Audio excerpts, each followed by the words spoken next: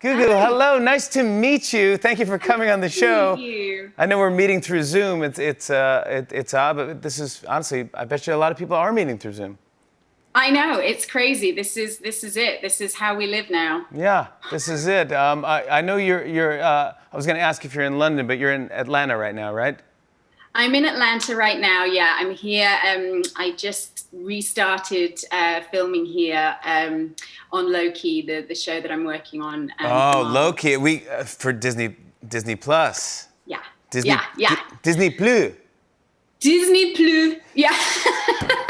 No one calls it that, but we can start that today.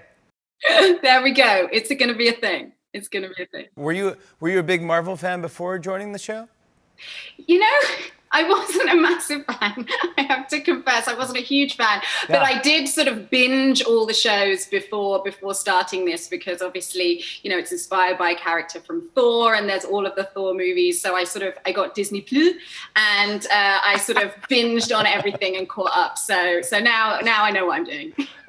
Many people have taken up hobbies while in quarantine, and you posted these portraits that you painted on Instagram, and they're gorgeous.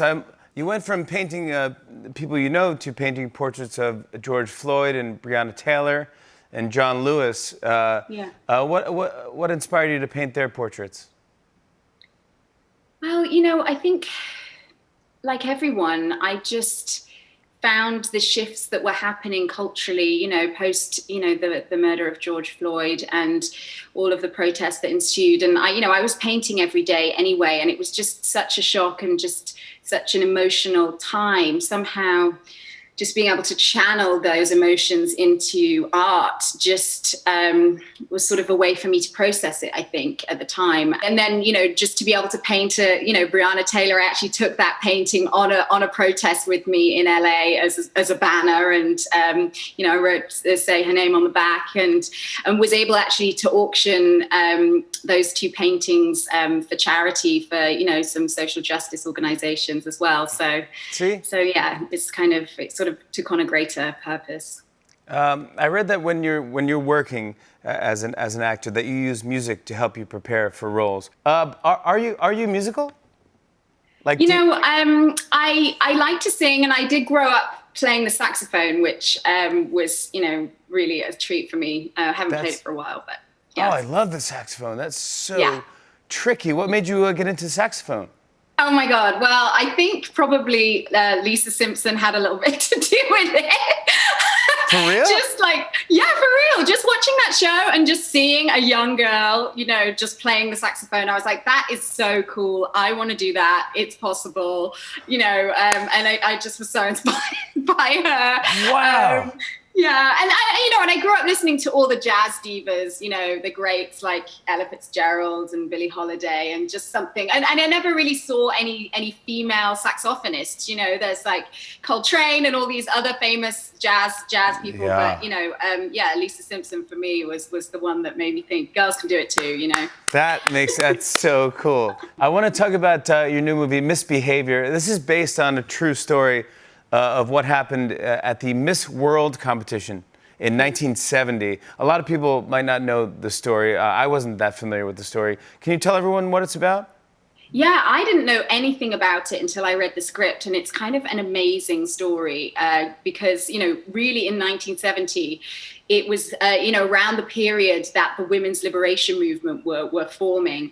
And the ceremony itself was the most watched TV show in the world. This particular year, 1970, the women's liberation movement stormed the ceremony in the middle of for the feminist cause, and they threw flower bombs on Bob Hope, completely disrupted the whole ceremony.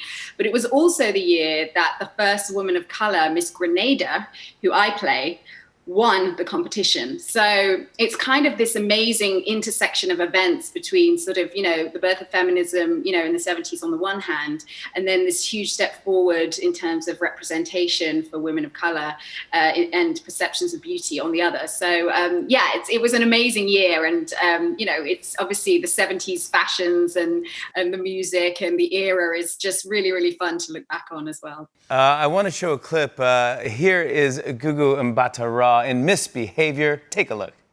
There will be little girls watching tonight. who'd see themselves differently because I won.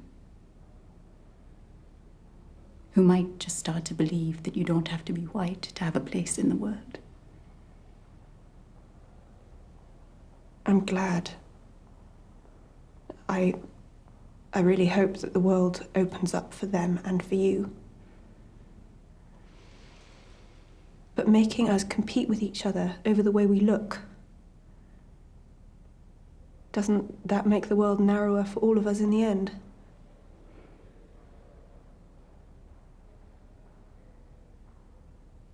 What's your name? Sally.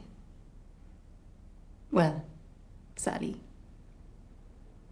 All I can say is, I look forward to having your choices in life. Gugu Mbatha-Raw, everybody. Misbehavior is available on all major digital and cable platforms today. On and on and on. I said, and it's on.